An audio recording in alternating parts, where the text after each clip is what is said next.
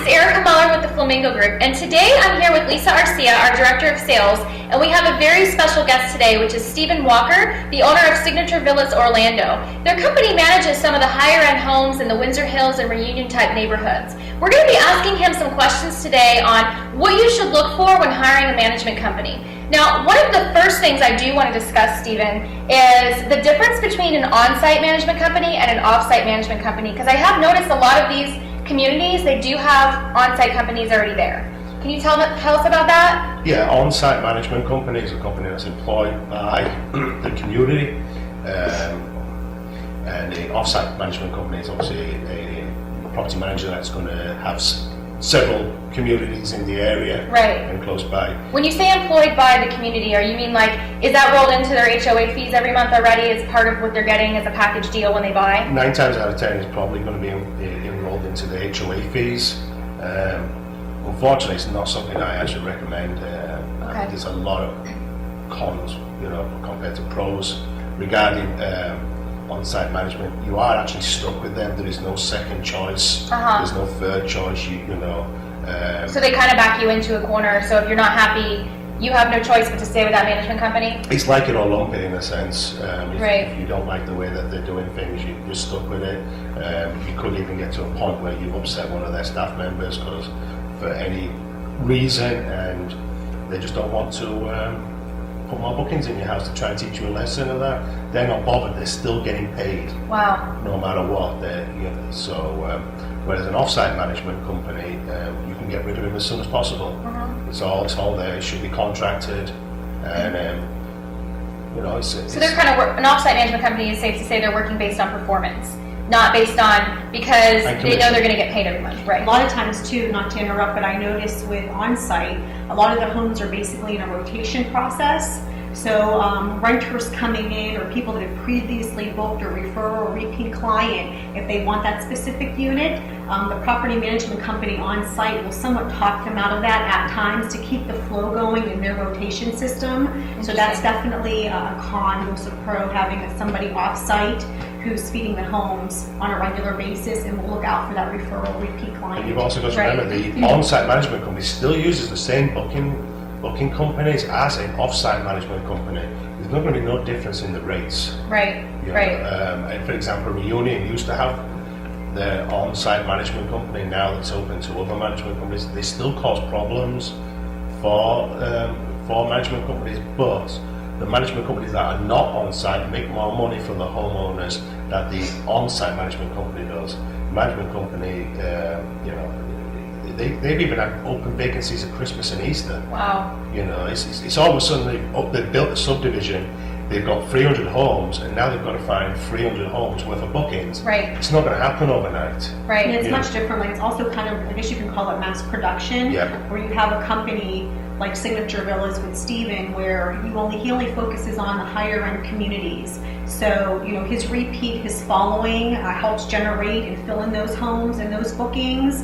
And you're not looking at 100 to 300 homes for mass volume that he's needing to feed in these spaces. There's no personal Makes touch. sense. And one thing too, now there's a lot of resorts that I've seen, when working with clients, that there is somebody on site, but they give the illusion that they're the on-site property manager, but they're not really tied in with the HOA or tied in with the community itself. They're just renting space. Have you also seen that as well? Many a times. Yeah.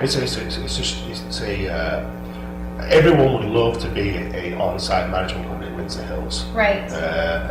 Homeowners don't really go too far looking for new property management companies. A lot of them just go to what they hear, whoever speaks the best and whoever tells them what they want to hear. But if you've got a management company on, let's say, Windsor Hills, and they're not happy, they can just walk straight down to that management company, sign on with them, and it's done in a matter of an hour or so. Well, I'm glad you brought that up, Steve, because I've noticed even some management companies, they'll try to lock you into, a certain term within the contract, and some will go month to month. And I don't know how your company works, but my personal thing would be, I would only want to work with someone who's performance-based, meaning that I don't need to be locked into some kind of a contract for them to perform. They're going to do it because it's in both of our best interests, because they want to keep my business. Well, it's a win-win for both too. Right. It's also how the property management companies generate their revenue. is by doing the bookings. And I have a lot of clients, that do on-site management, feeling that that's the right way to go, just because there's a presence there and they're seen or have been seen by the buyer, and then you're locked into a 2-year contract, like Steve mentioned earlier, and you're just not really happy with their services, but at that point you have no out clause. Right. You have to have, just by law, you actually have to have a 1-year contract. Okay. But I give all my homeowners a 1-month get out of jail clause that they can use at any time they want. If they're not happy, then they need to go. Right, I agree. I don't want them to lose money by waiting. There is certain extenuating circumstances if they're going to police the bookings or Christmas bookings. What do you mean by police the bookings? Because some people might not understand what that means. To pull the bookings. Okay. What happens is if you've got some guest that's actually booked your house, your specific house, and paid serious top dollar, it's very hard for a management company then, especially at Easter when it's fully booked, to try and move the client. You've got to remember, one homeowner is not as important as one guest. Right. Okay. The one homeowner can affect. If you've got a guest that's got, it's going to pass on to his friends, and that his bad experience could affect your whole company, which affects all the other homeowners' bookings as well. Right. Or if you've got it from a tour operator, or we've got it from a booking agent. The difference between a tour operator and a booking agent is a tour operator is the lowest of low rates, and a booking agent's, And we can talk all day about that. Yeah, exactly. It's a lot higher. But if you've got to try and find that booking to put in another home, it is virtually impossible. Right. And it happens a lot. So but it's basically kind of saying, just to sum up, that a lot of the owners that do purchase, even though they think they may want to come during their high peak weeks, that's also where they're generating the most revenue and income, and the owner needs to be somewhat flexible to give that renter that week. Absolutely. And that's the difference differentiating between a business, which a vacation home is, or a personal home. Correct. That's a really good point. And it's a different buyer too then at that point also. Yeah. If a homeowner wants to know how much he's going to make a year, then the first thing you should be saying is, I won't be coming out at Easter, Christmas or summer. Right. Then you can get a straight up true, close enough answer. But if you're going to come out at Easter and Christmas, then it's not a business. Right. It's like anyone is a business owner. You don't go on vacation on your own peak season when you're going to get most of you don't go when you get lots of clients. Right. You're not going to do it. And I would think any management company that's interested in generating a lot of revenue for the homes would not want to take owners into their program that want to kind of keep those weeks hostage every year, because everyone loses money. The owner loses money. The management company loses money because the owner's just hanging out at the house during Christmas and Easter and your peak weeks. Unless there's not urgency to generate bookings. Right. Well, sorry about that. There is a thing. I'll give you for example. I have a homeowner that came out at Christmas. That vacation cost him $15,000 minimum. Wow. And he knows that.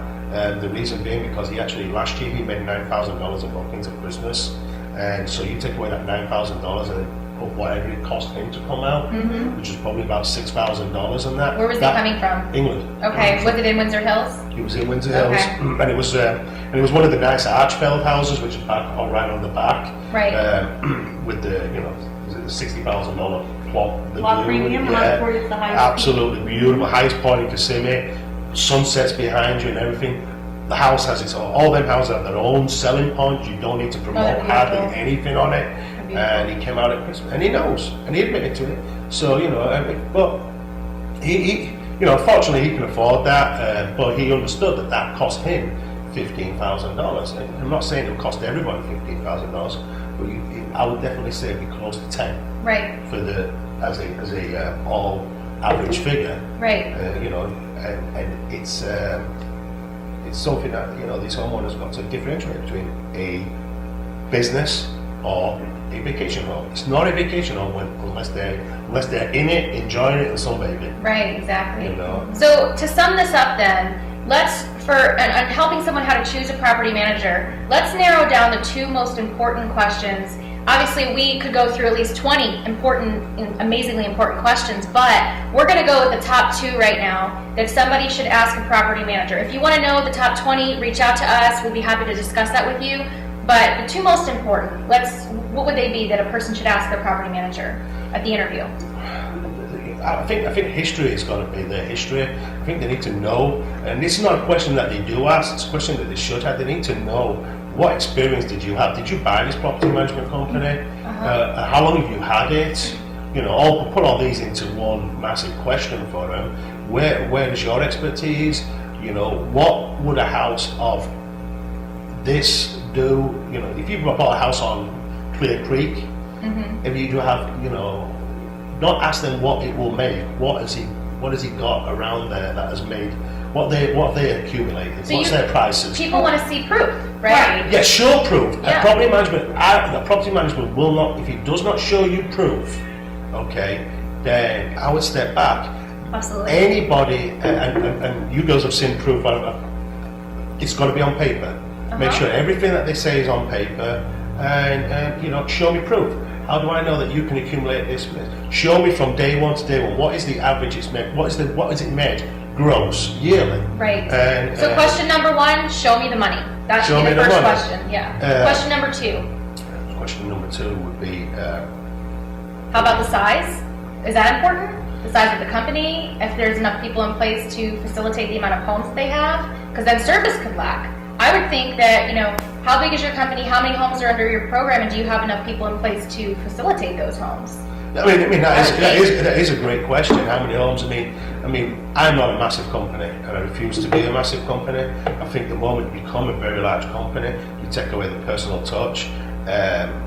Whatever company you go to, there's only one person that can make a decision, a yes or no answer, and that would be me. And why would I wait around for somebody to ask A to B to C to come to me? If guests need a problem fixed, it needs to be fixed there and then. If homeowners need something, they need to be answered there and then. Not, oh, let me get back with you when I speak to Steve, or I can't answer that. It's the most annoying thing, speaking to somebody that cannot answer your questions. Right. So I wouldn't say go with a smaller company. I would say, but I'd say a good medium-sized company is a great company where the owner of the company is on board 100%. Right. So question number 2 would be, how big is your company, and is the owner directly involved with the day-to-day business relations of the company? Is that safe to? You can say that, and also make sure that you have the owner's cell phone. Good Because point. if you don't have the owner's cell phone, then you ain't getting hold of him. And I know a few management companies that do not answer their cell phone. I answer cell phone to all my owners. You are good with that, I've noticed, with the phone, yeah. Yeah, so they have to be answered, or else it's just going to wind it up. And you're going to get backlogged. Yeah. It's not the way it's going to be. So this has been great. Thank you so much, Steve. You've been a wealth of information. We're so grateful to have Steve on today. Just to kind of sum this up, if you want to get more connected with us, find out more about what we do, how we can help you purchase your next vacation rental investment, feel free to reach out to us via email, give us a call. We're happy to help in any way we can. Also, don't forget to like us on Facebook, because we're constantly posting new updates, as well as subscribe to our website so you don't miss out on any promotions or new property offerings that we have. Thanks for watching, and we look forward to talking to you soon. Cheers.